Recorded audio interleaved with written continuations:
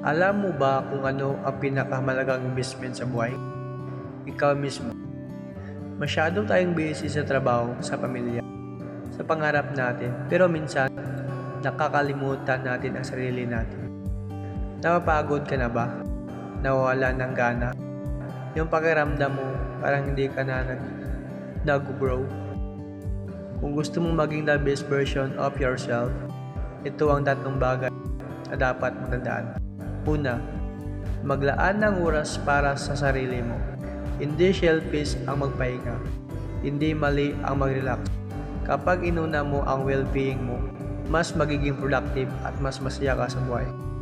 Pangalawa, piliin mga bagay na nagpapaganda, hindi lang sa panlabas, kundi pati sa loob. Self-care is not just about looking good. It's about feeling good. Mental, emotional, at physical.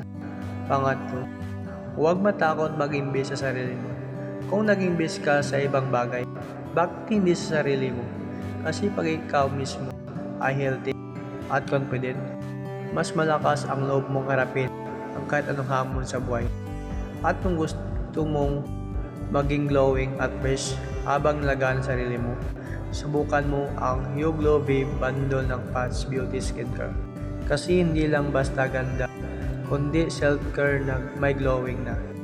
Tandaan, alagaan ang sarili mo kasi kapag ikaw ay masaya at healthy, mas kaya mong abutin ang pangarap mo.